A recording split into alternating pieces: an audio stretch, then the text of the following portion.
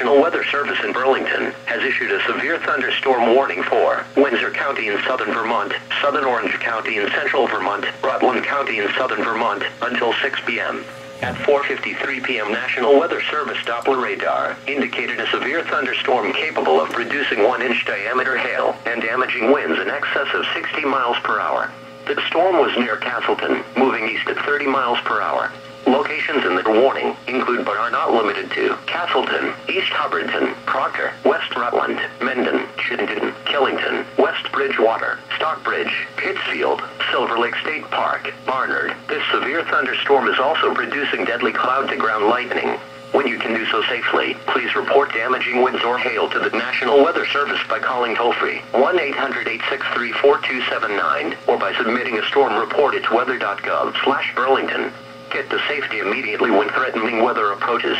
Winds may knock down trees and power lines and damage buildings. Large hail may cause injury and damage property. A tornado watch remains in effect until 9 p.m. Tuesday evening for northern New York and Vermont.